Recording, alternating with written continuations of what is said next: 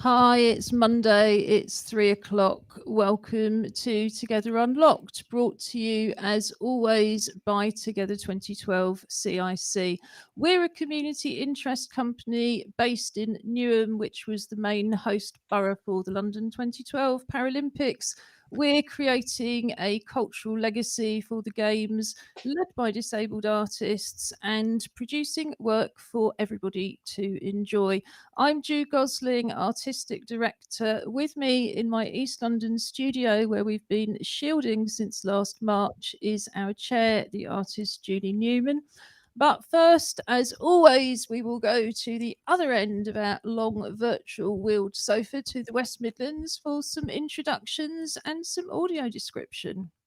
Well, good afternoon and welcome to an extremely wintry West Midlands.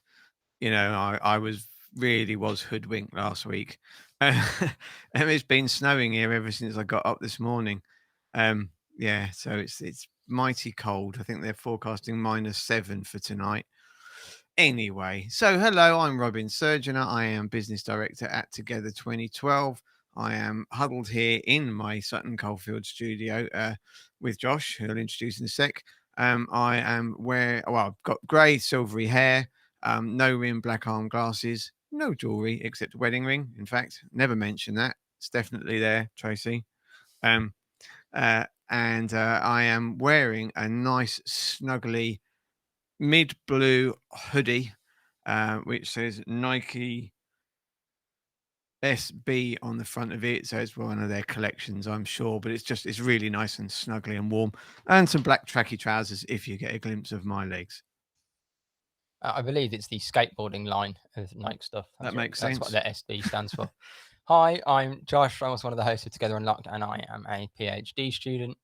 My audio description, I have long blonde hair that's a little bit wet because our hairdryer's broke, and the towel just can only do so much. Bit of the ginger beard going because I need to shave. And today I'm wearing a grey t-shirt with green sleeves that are kind of 3/4 length. I think it's called a baseball tee, I think is the technical name. And on the chest, it has a big green anchor with a kind of cloth on the bottom, and it says Dropkick Murphys in big black letters. Thank you very much. I just turned the main sound switch down a fraction on the desk for both of you. So I'm Ju Gosling, also known as Ju90. I've got hennaed, self-styled short hair in what we describe as a corona crop. I've got green eyes behind black plastic glasses.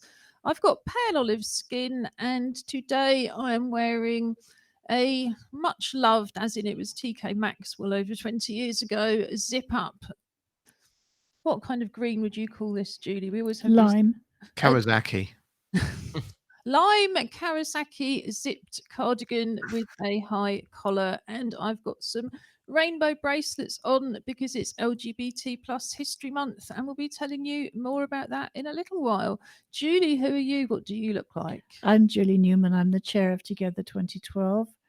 I have gold and silver hair, which is spreading. In spite of everything I try to do, it just keeps spreading. I have dark rim glasses. Today I'm wearing, again, my lovely cerise, I think, perhaps, sort of rosy, pinky, purpley top, which is fleecy. It's got a green bit round the neck on the inside, and I'm wearing a purple t-shirt underneath. I mean, I think, to be honest, unless Josh is different, we've probably all got invisible black tracksuit bottoms on, that kind of covered style that is so familiar to everybody. Well, everybody over the age of 25, anyway. Would you like the honest answer? Yeah. Grey pyjama trousers. It's that covered casual wear that we all. I normally wear pyjama trousers. You just can't see them. So. Yeah, well, it's a bit like the back of my haircut. It's a wonderful thing, all this live streaming. But enough of that. As you can tell, this is a chat show, but with lots of content as well. In a moment, I'm going to be chatting to our resident school student about LGBT plus History Month. Then we're going to move on to AppDate, which is our regular Monday feature where we look at arts apps and look at my crib sheet. Robin is going to be telling us all about the video editing app Wondershare.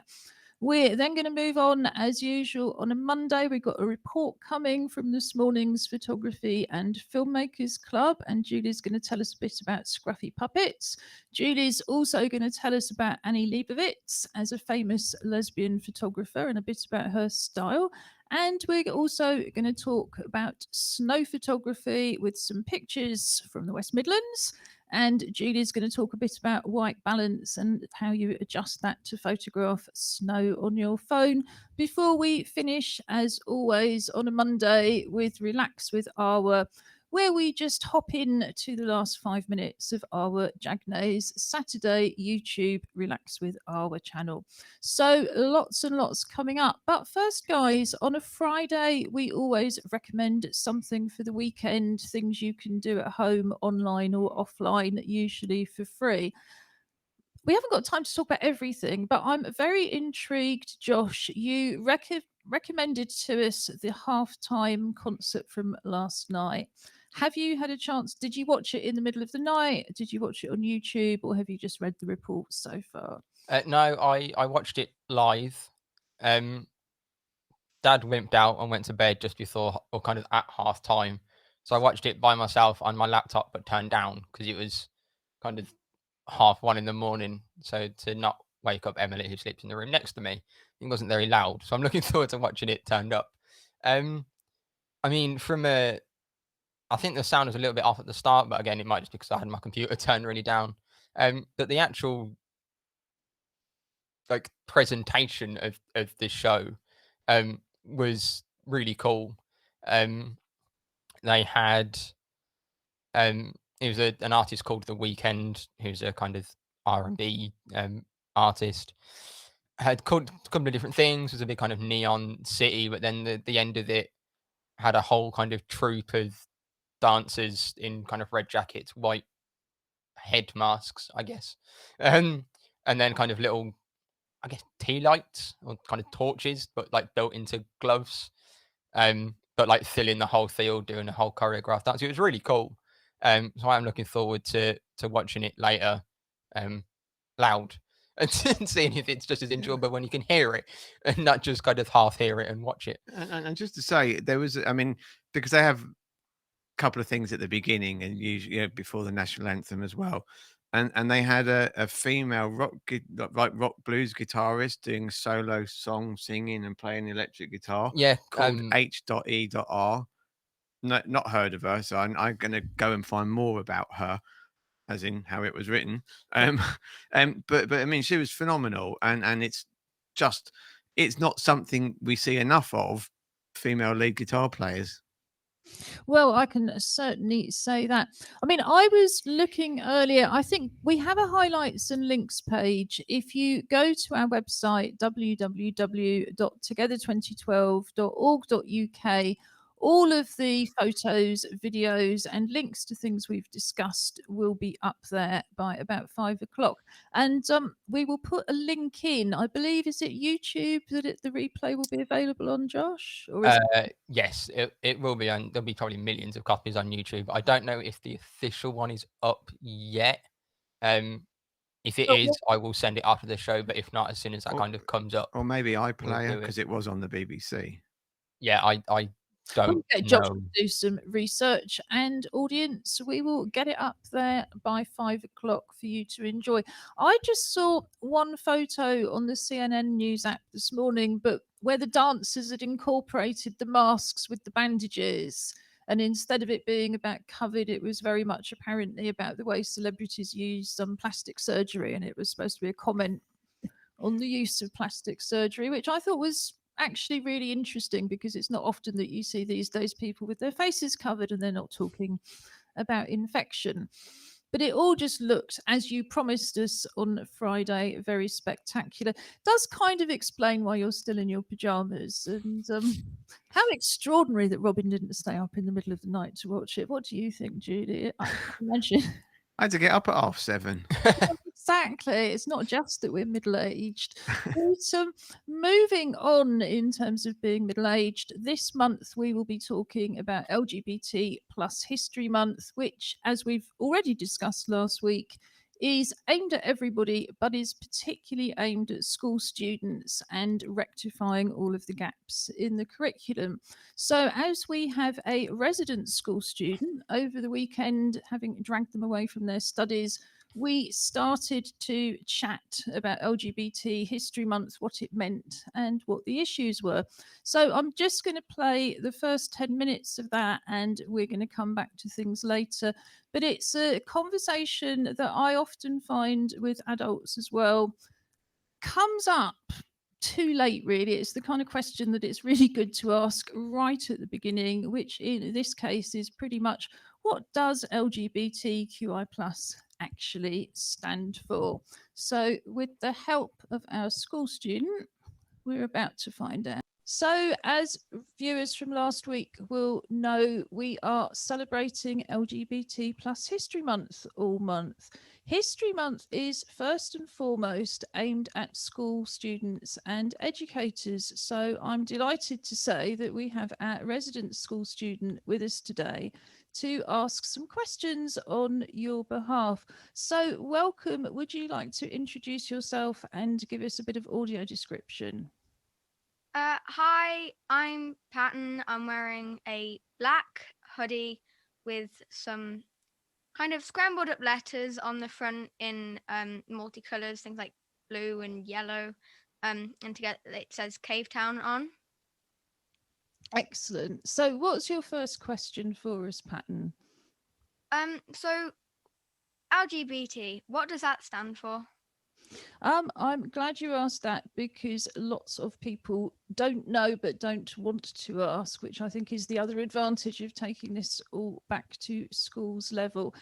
LGBT plus also includes, well, let me go back a little bit. I'm co-chair of Regard, and we're a disabled people's organisation led by, as we describe it, LGBTQI plus. Disabled people. So I'm going to go through the whole thing because it took me a long time to be able to go LGBTQI plus, and now I can say it quite confidently, but I know it's actually a real tongue twister. So the L bit is easy. That's L for lesbian, and that is generally defined as women who have a romantic and sexual attraction to other women. It's a little bit more complicated than that, though, because different European countries, and of course within the UK we've got lots of people from all over the world, have got different definitions. So if you skip forward to the B for bisexual, where you have romantic and sexual attractions to both genders, because again it's bi, so it's very much seeing things as binary. You're either attracted to a man or a woman, or you're both. But in some countries, if you're attracted to somebody of the same sex at all, you would be described as lesbian. So there are women in the country who identify as lesbian who would still consider having relationships with men. So nothing is as straightforward as it seems. G stands for gay, and we've done the L. G is for gay, and usually that's taken to mean a man. But in fact, a lot of women don't like the word lesbian, so they would describe themselves as gay women. We've got on to the B, so we're already thoroughly not confused, but all of these things are quite blurred, and that's the reality of life. So T stands for various things. Mostly it stands for trans, and those are people for whom their lived identity, they know who they are, but it doesn't compute with who other people think they are, or who their body is at the beginning or is seen to be. But it also stands for transvestite, people who cross-dress. Again, all of these things are very, very blurred, and I think that's the way that it should be. People are very complex. And of course, everybody changes over time. So we also include Q, and that's mostly queer, although some people would also say it's about questioning. So if people are questioning their identity, but they're not quite sure who they are, then they're still part of that community included under the Q. And then I stands for intersex. And that's really important to regard, because a number of people in this world are not born with either 2 X chromosomes as a biological woman or an X and Y chromosome. Some people have extra chromosomes, so they might have 2 X's and all sorts of other conditions. So, for example, you can be biologically male, but you can have a condition where your body can't process testosterone. So you appear biologically to be a woman and you grow up as a woman. And then you might discover when your periods don't start that actually genetically you're male. Intersex people get really forgotten. Some people live as non-binary, and that's when we get on to the plus, because the plus is for everybody who might use different names, but also who don't define as either a man or a woman. And I think that's becoming, more and more kind of important, more and more prominent. But gender, sexual orientation, and all these things are also different. So, for example, you can be trans and gay, but you might be trans and straight, so again, it all becomes really complicated. Help me out and ask me another couple of questions about this. So you said how trans, like transgender, that section can mean multiple things. Is it an umbrella? So people who are gender non-conforming and non-binary, are they included in the T? That's a really interesting one. I would say they're probably more included in the plus, but the umbrella is exactly right. LGBTQI plus is one big umbrella that covers lots of different communities. And that's where it has so much in common with disability. Because, of course, people who are only aware of the medical model of disability go, well, what have you got in common with a blind person as a wheelchair user? What have you got in common with a deaf person? What have you got in common with somebody with mental health difficulties or people with learning difficulties? They're all their own communities and their own cultures and their own needs. And then you go, well, actually, we all use the same systems. We all suffer from the same discrimination, etc., etc., etc. And it's, perhaps we're defined in that sense by other people. So anybody, I didn't deal with Q. I hopped over to the I, and Q is for queer. And people who identify as queer just go, well, actually, none of these things apply to me. But I don't fit into the kind of straight box that is considered to be normal.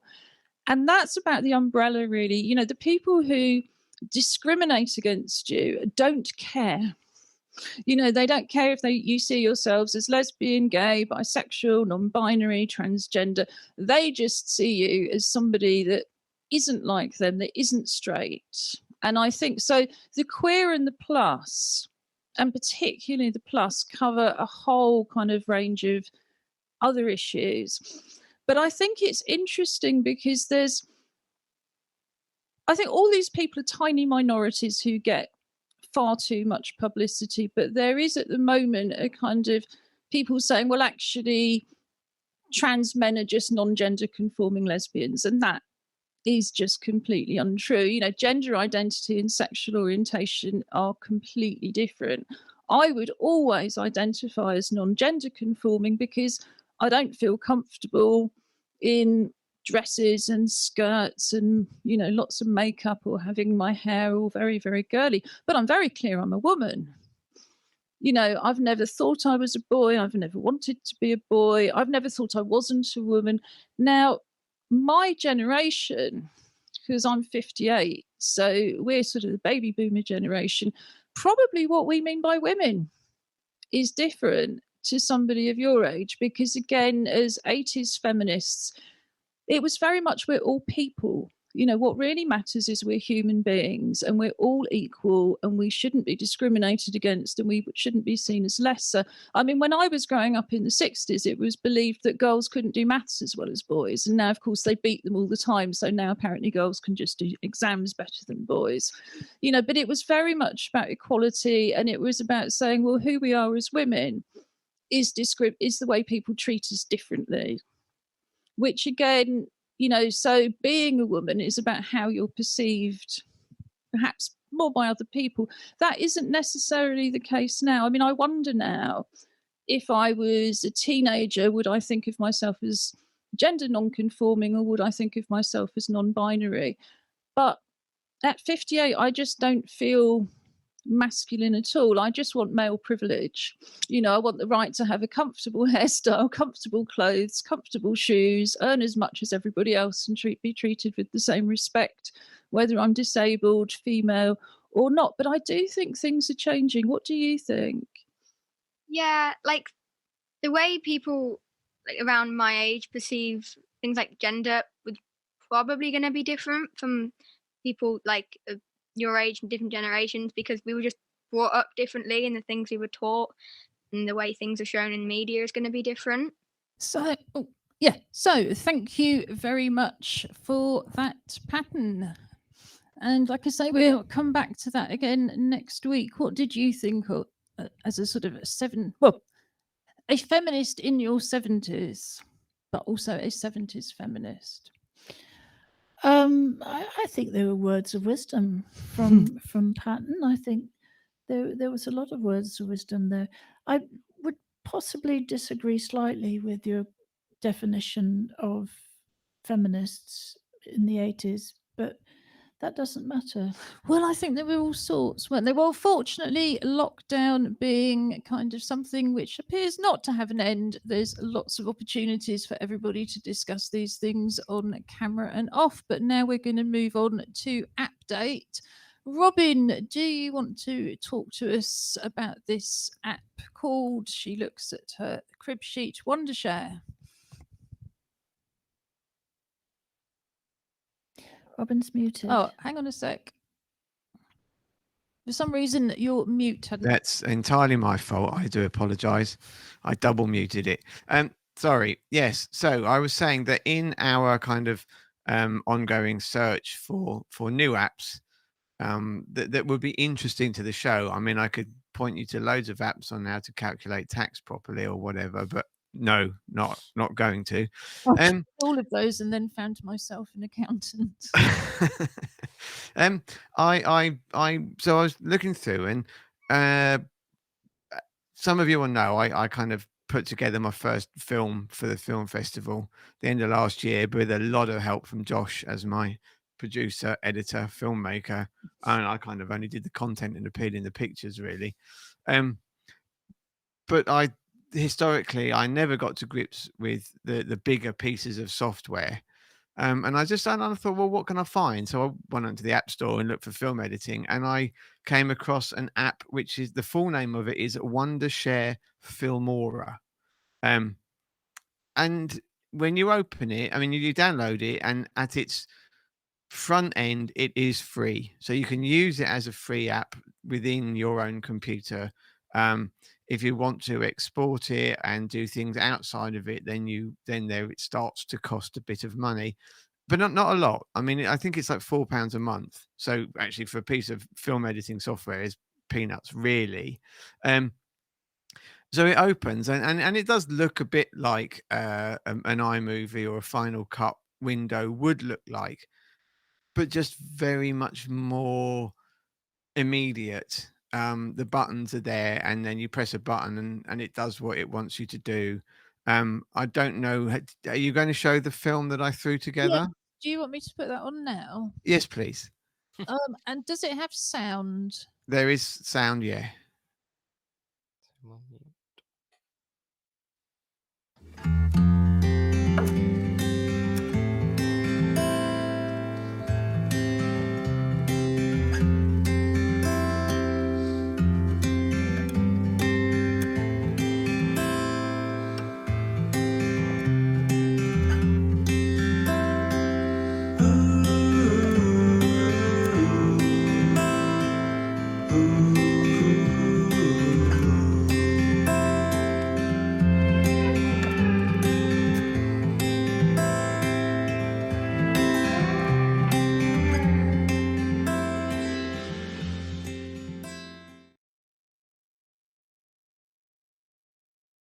Okay, so whilst I'm sure that isn't going to be winning any awards, You want to just audio describe what oh, was I'm sorry. Yeah. So it was a 40-second, I think, thereabouts film, and basically it was a series of still photographs that I took of Patton getting her ingredients and equipment together, mixing the batter for a cake, putting some color in, seeing it before it went in the oven, seeing as it came out the oven, and then seeing and it was all sort of multicolored inside.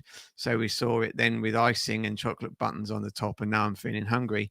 And then there was a cake. It was kind of, you saw the inside of it sliced open, and then the slice of the cake, showing all the lovely kind of marbled colors.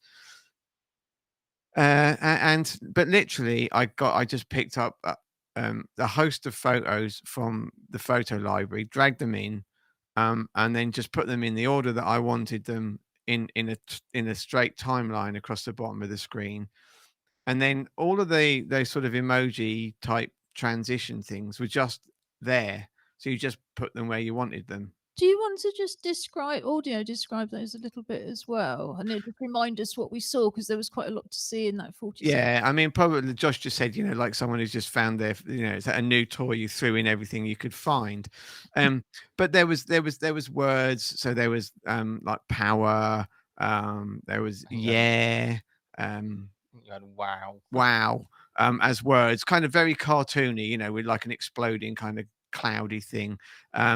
Then at the bit when it went between the raw batter and the cooked batter, I had a couple of series of flames, which to me meant that that was the oven cooking them. And then I think it went to some arrows, which transitioned from the cake separates to the cake together, and then some lovely blowing lips, meaning that it was going to taste good, and then hearts to show how much I loved Patton's cake making. Yeah, I really liked it because it was, I mean, we've talked, not every week, obviously, but off and on over the last year, we've talked about slideshows and when slideshows can work as films. And of course, that also includes times when it's just not practical to video. If you're doing something, it can be quite hard to be videoing that at the same time, but it's much easier to stop and take photographs at different stages. And I think it was just another way of not just making a slideshow quickly, but jazzing it up. Yeah, and I mean, it's not what I would call filmmaking, and I dare say Josh, for all his rudeness, probably wouldn't either. But it's great. But I think in terms of slideshows or TikTok videos, I think it's absolutely fabulous. One question: what did you do? Do they have a kind of panel of these things like wow? Do you just drag them across over onto the video? So they were called. There weren't transitions. Anyway, there might have been, but some things I can't remember now. I do apologize. But so literally, you clicked on that tab, but again, it was the same for the audio. So you clicked on the tab for the effect. We'll call them effects, and then it was just a big bank of effects that you could scroll up and down, and it kind of gave you the still image of kind of the main bit of what it was, and you had, so the pictures were in one timeline, but then you've got a matching timeline above it, and you just put them above the first timeline where you wanted it. Now you could have spaced them out so they were between the photos, so you could have moved the photos a bit and had just the effect shot, but I chose to layer it, and the same with the sound. There's a big bank of sounds. I didn't work out how to import a sound, but there was a huge bank of sounds, and that was exactly the same. You just kind of you picked a sound, put it in, and auditioned it, and if you didn't like it, you deleted it. But when I accidentally put two in, it simply gave me two banks of two lines of sound, so I could have quite easily run two different soundtracks in it if you needed to, and I assume infinitely. It sounds really interesting. I mean, as viewers will know who watch the show regularly, one of our presenters, Stera Plurger, very regularly sends us in films, but also slideshows. And very often, if she's showing us how to do something, that's exactly how they do it, isn't it? They can't video while they're doing it, but Hannah takes photographs as they go. Maybe we can see what they can do with some of these effects as well. And obviously, Robin, we always want to see your films. So, a bit of audio description. We have just been joined by one of the 2 tabby cats, rescue cats, currently residing in this house. Yes, we have 2 assistance dogs, 5 rescue cats, and a tank full of fish here for the duration. You have your own 2 cats. Stara has her assistance dog shielding with her Merlot. We'll see Merlot's virtual walks on Wednesday. So there's lots of animals appearing, usually quite anarchically and without any intention in our show. If you go to the same pull down menu where you find highlights and links, you can find a page called Animal Hosts where you can find out much, much more about all of them.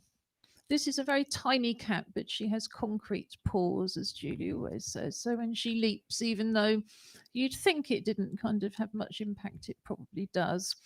But Julie, this moves us nicely on to not just talking about photography and filmmaking. The second Monday of the month, we have our Zoom-based photography and filmmakers club. We would usually hold these, well, I say usually, we would usually hold these on Zoom, but before 2020, we would hold these between 10:30 and 1 in a physical venue in East London. And any disabled person is welcome to turn up and participate with anybody they want to bring with them. And like everything we do, it's free. Currently, we're running Zoom clubs between 11 and 12 only because we think an hour is really long enough.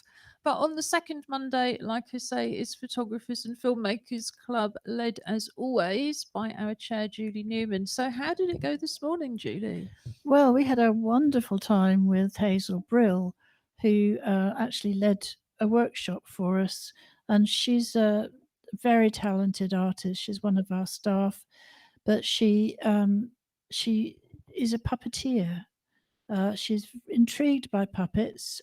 She's very, very clever at making puppets out of nothing, and just making them very efficient. This morning we had rolls of paper, plain paper. I use scrap paper with printing on the other side. I'm going to swap my. No, it's all right. Just swap it over. Whoops, Dolly. Yes, the cat is joining in. Julie's attempting to demonstrate what I believe are called scruffy puppets. We actually have a scruffy puppet family video workshop online as part of our Making History Together festival. The Making History Together festival took place in November and December, but remains online, and that includes a video workshop with Hazel. But Julie has got screwed up pieces of paper on 3 fingers. Can you tell us a bit more?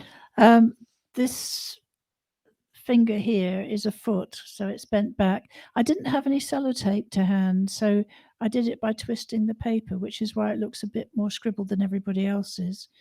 That's another hand foot, and this bit is the little head.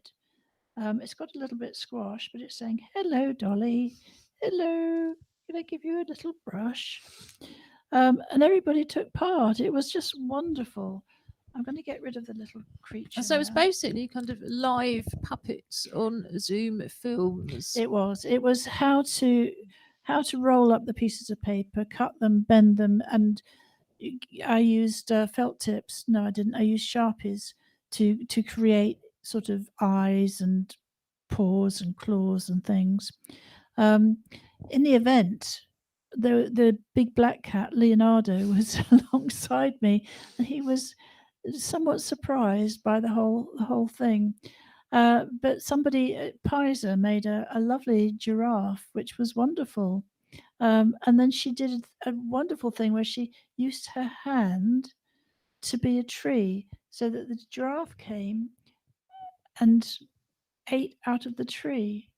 It was just very, very clever. It was lovely, actually. Yeah, and again, absolutely perfect for TikTok. You know, you can get with nothing but a few scraps of paper, and it can easily be recycled paper. You can make these bizarre kind of silent movies.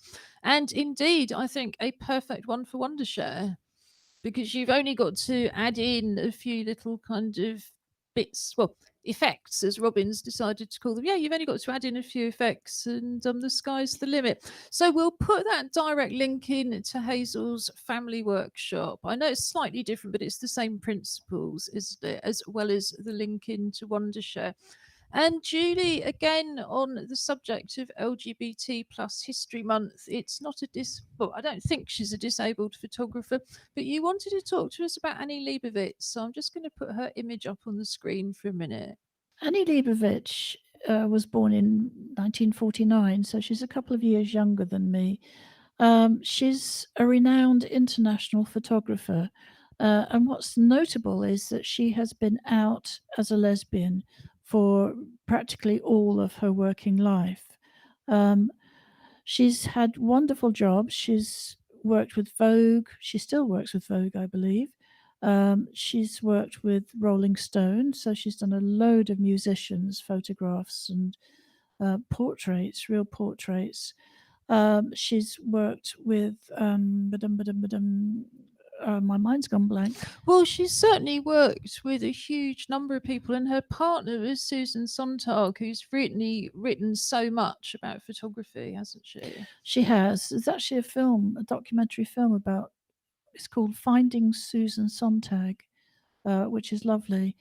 But they didn't actually define their relationship. Susan Sontag was one of the sort of gender fluid that you were talking about. Plus, I would have thought she'd describe herself.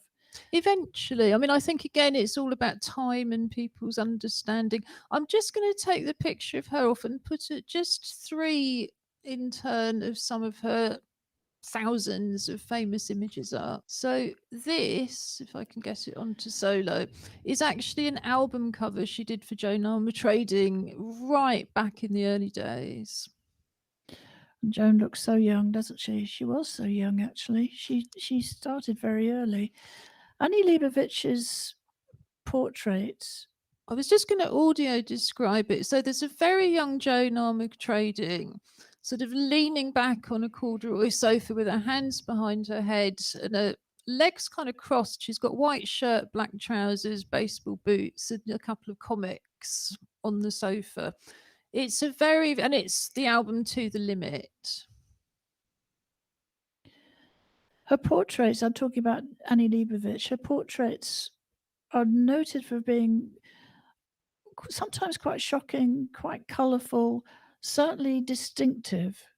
Her work is quite renowned. She was the one who took the very last photograph of John Lennon and Yoko Ono before he was 5 hours before he was shot. This one I'm putting up, Julie, sorry, just while you're talking. So this is Miles Davis. And again, it's relatively early, but a bit later than the one of Joan Armour Trading. That's a fantastic image. It's great, isn't it? She uses light in a very particular way, and she's been quite revolutionary in her use of light. It's been very interesting to me to go back over the archives of her work. She was the first woman to have an exhibition in the National Portrait Gallery in Washington, D.C., in the early 90s, I believe. But she really, she basically, what she did was she demonstrated her talent without hiding her sexuality. And even today, she's got children. They come along with her to shoots. They're part of her life. She doesn't shut them out. And I think the other reason we wanted to look at Annie was just purely we haven't talked much about portraits. You know, we've talked a lot about nature photography, and we're going to go back to that in a minute and talk about the best way to photograph the snow. If you're on your own, then I think we're going to have to start talking about self-portraits. But if you're like so many people locked down with other people, now's the time to start making use of them and practicing those portrait skills. This, Julie, and I can't, of course, with my short-term memory, remember this celebrity's name, but it's a very recent one. I might try and do a bit of audio description. So what you have is two portraits. You have a head and shoulders portrait, and then you have a slightly longer portrait of the same person imposed in the middle so that his face is seen again between his eyes. And it's the kind of thing, of course, that you can only do with digital photography.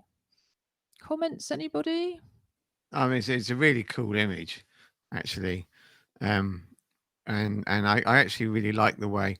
So what we're seeing is a picture of a Afro-Caribbean person with a man with kind of medium short dreads, I guess you'd call them. I just had a text from production to say that the subtitles are working, but the stream image seems to be stuck.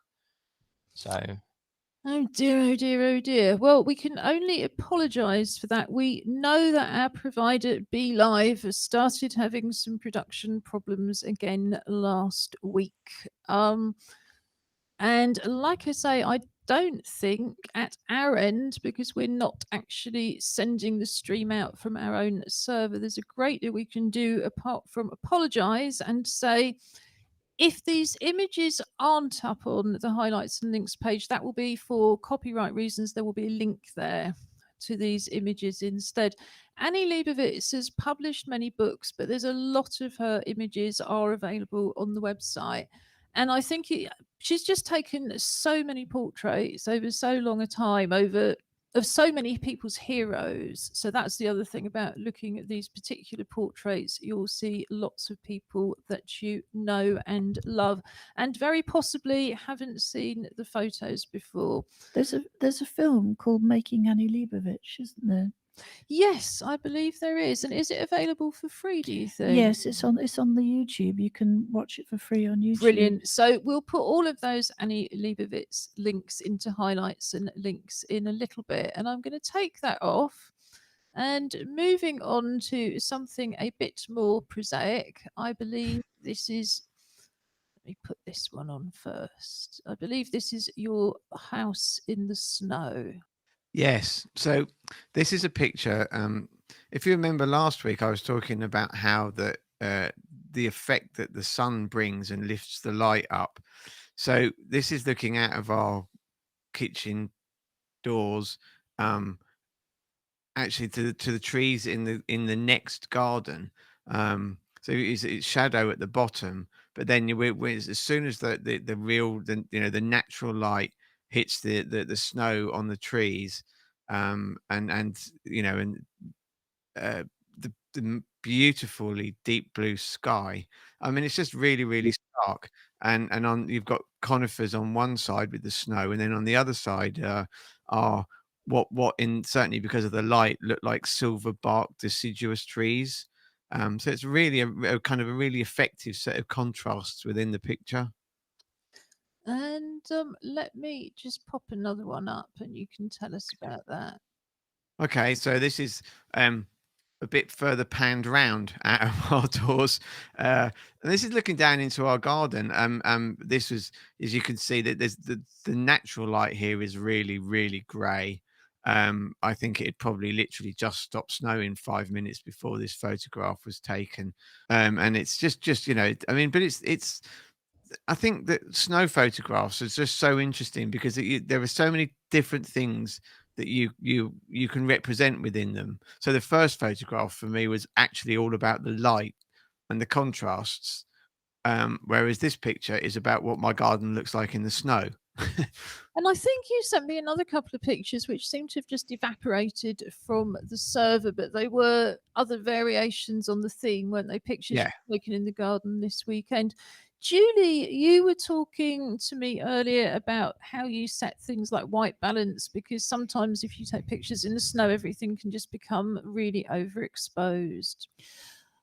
It can, or it can become quite blue, and that's because the white balance isn't. It needs changing. If you've got an iPhone, which is what I've got, an iPhone. Where's the Is this all right? We can screen? see your iPhone, and Right. In the upper right-hand corner, there's 3 little circles, one of which is cloudy. If you push that little circle, you'll see there's some little pictures, little snapshots at the bottom. I don't know if that really Oh. helps at all. I see. Yeah. Yeah. Well, if you go through those, so if you scroll through, they go from original, which is the original shot. Oh, damn it, sorry. The original vivid cool, which is very blue, and Oh, vivid those are just warm. the basic filters, aren't they? Yeah, because I can't actually change the white balance on this iPhone 10. It's not sufficiently upgraded. I But think you can use those for those of us who have older phones, which is perhaps worth remembering. You can use those, or you can do it in post production, so to speak. Once you've taken your photographs, the thing about white balance is that, say for example, in here we've got 6 different sources of light. A camera can't accommodate 6 different sources of light easily. So if I was taking a picture on my iPhone, I would have to perhaps turn off 5 of those sources to get something which had a realistic white balance, which didn't make me look either very wiped out or very, very pink. Josh, did you want to add something? Yeah, I know that. I think, like Julie said, you can kind of, once you've taken it, I think you can fiddle with the white balance. I know that you can change the exposure before you take it on an iPhone. I know exposure and white balance aren't quite the same thing, but you can lower the exposure. You kind of press and hold on the screen, and then it brings it up, and you can drag it up and down to fiddle with it that way. And I think, just for everybody who's as confused as I am, I'm going to go back slightly. And so there's 2 issues really, and I've got everybody confused at the beginning. There's the exposure, and cameras can find it quite tricky to cope with really bright light beaming off the snow, and it can just completely white it out. So if you've got a camera where you can adjust the exposure, or a phone where you can adjust the exposure, that is a really good thing to do. If you've got a really good digital camera, then it might appear to have whited out, but when you go in and adjust the exposure afterwards, you'll find that all of the things that you know that were made invisible are still there, but often they won't be. White balance is actually making sure that the white in your picture is really white. And what you can do often with a video camera is set it yourself by saying, right, I'm going to go on to manual, I'm going to point to a piece of white card in the room, and I'm going to set the balance, and I'm going to say, this is what I want to be white. And then everything else, the camera will set automatically according to that. Because otherwise, the white can be very yellow, or the white can be really blue, or it can be too bright, and then the camera sets everything else in relationship to the white, because white is a mixture of every other color. I do a similar thing with the phone looking out into the yard. I focus on a bit of snow, something which is very, very white, and then I expand it, but keep that so that it maintains that sort of balance, which works reasonably well without fiddling around with anything. Oh, I didn't know that. So just to repeat that tip then, so it's about starting really close up just on what's white, and then pulling back, pulling it back. will get the same white balance. Yeah, so if you hold on that, you can do it manually. But like Julie said, if you just tap on something in that image, the phone will kind of auto balance or kind of to whatever. So if you're pointing at something really bright, it will do it to bring everything else up. And similarly, if you put it in a dark corner and press on it, it'll kind of try and do it to that level of light. I think there's nothing more frustrating than looking out the window and thinking, oh goodness, it's a winter wonderland. And then all your photographs have either got none of the beautiful sky because it's all gone white instead, or everything's really gloomy, or everything's bright blue. I mean, I was going to say, I mean, I will add that the two photos that I've just shown were taken on my iPhone 7, which is 5 years old, with absolutely no adjustment. I just found what I wanted to take the picture of, made sure it was in focus for once, Josh will tell you. Yeah. And snapped them. So it doesn't have to be an iPhone 11 or 12 or something like that. You know, it is, I think sometimes, I mean, you know, it's, whilst I'm not the world's greatest photographer, I don't pretend otherwise. When you do want to take a proper picture, it is knowing what's going to work, you know, what you want to see in that picture, not worry about what anybody else might want to see, but what you want to see as the starting point. And I think often all we want to see is what we're seeing with our eyes. Yeah. Yet what comes out is often not at all. So do we have anything we want to add before we move towards relaxing with Awa and just do a little bit of talking about what's happening on Wednesday? I mean, I was going to just to add to that little bit about cameras, almost the exact opposite is, and we can talk about it once live shows come up again, but is trying to take photographs on phones at concerts. It is I've got many blurred shots. That's not because it's a concert. You and Focus have a hatred of many years. It's because you don't realize what it is that we talked about this exposure thing, and that means how much light the camera is letting in. And what you don't realize is that when you like in a concert, when you've pressed the button, you think it's taking the photo, but actually it hasn't. It's the camera is effectively staying open. So then captures all the movement. So the blurred image is not that you haven't focused, it's that everybody's moved. I think that depends. I've had some really good experiences of being in a concert, but I think what made it good was the lighting on stage. Yeah, it can be how close you can get. And I Yeah. often think as a wheelchair user, you're very much stuck, you know, oh, this is the viewing platform. So you don't have that opportunity to move around and get the best angle. Yeah. Necessarily. But, you know, I hadn't actually realised that an advantage of streamed gigs is we can do screenshots. But, yeah, I certainly remember kind of back in '83 going to see David Bowie, and you know, you eventually get your pictures processed and they come back and there's this tiny little white dot in the middle of the pictures. You go, that's David Bowie. So you know, sadly he's no longer with us, but yes, I can see the idea that, you know, pay to go to a streamed gig and get your perfect screenshots. I was here. You know, so yeah, we've finally found an advantage, apart from the fact that you can get to it if they had no viewing platform, that is. We finally found an advantage to streamed gigs, and possibly a whole new rage as people do their own screenshots.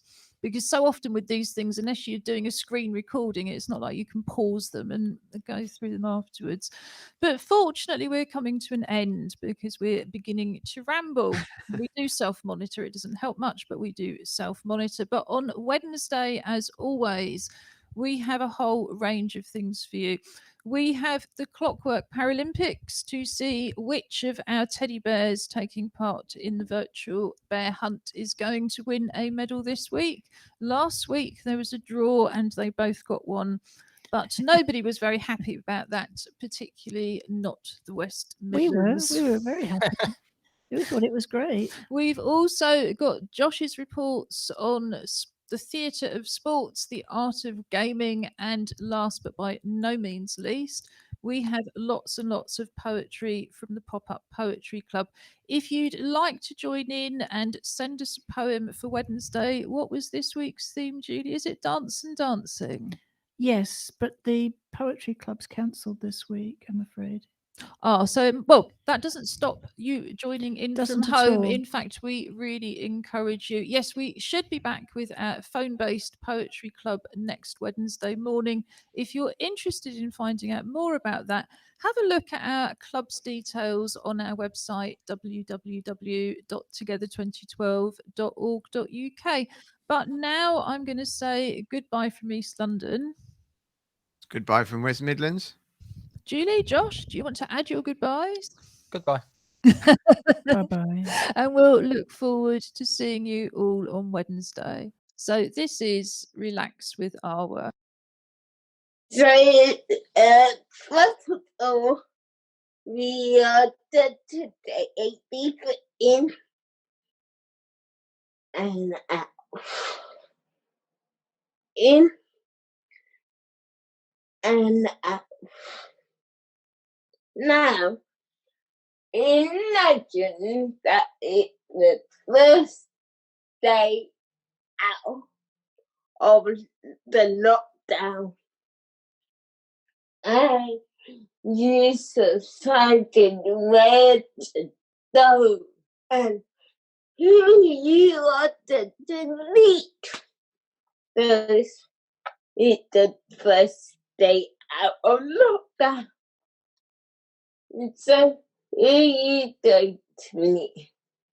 Are you going to meet your friends, your friends? I don't know. And you are feeling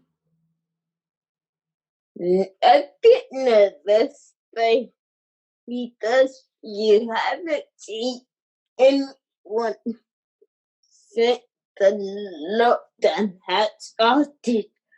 So you are feeling excited over the news.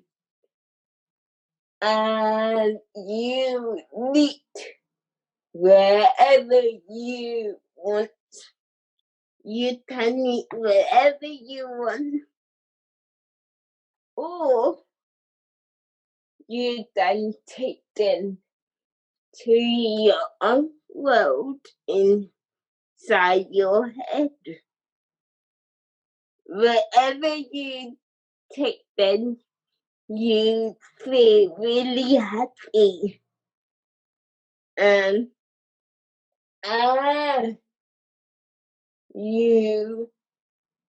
you're not meeting with food. I'm not meeting with food. Actually, I'm not going to record by myself. That's just me. And you see people, a lot of people beside you, behind you, in front of you, and you're very happy at this moment. You're very happy at this moment. You might go to the West End. You might go to South End. You might, wherever you are going, okay. You had the extra hour. It's in your bag. So you have the extra hour and you introduce it in to your friends. I met this extra hour and it kind of like my family. So you're showing the extra flower off to other people. So you take the extra flower to anywhere you like. the West End, Southend, wherever you like. You take it for a journey around London or around Surrey. You take it for a very long train ride to wherever you want to go. It's totally up to you.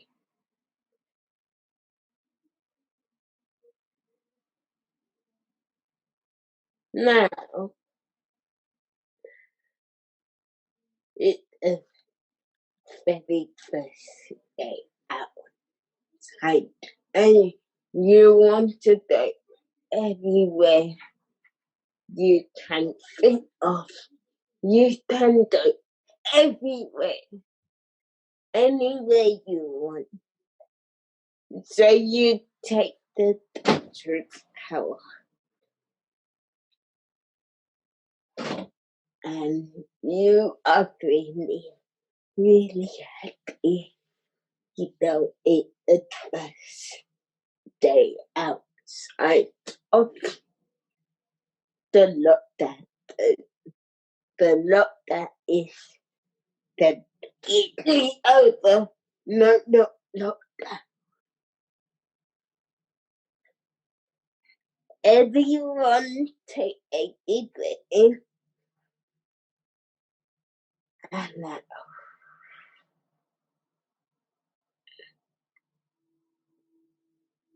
Now, I just want you to think of one place where you can go on your first day outside of lockdown. Where will you go? Will you go to Southend? Will you go to the museum?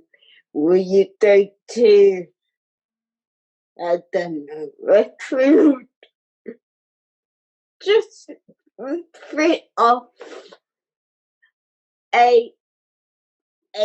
pick your favorite place in the world and you really want to go there when the lockdown is over.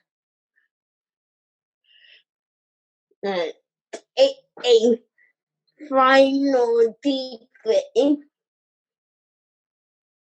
and out.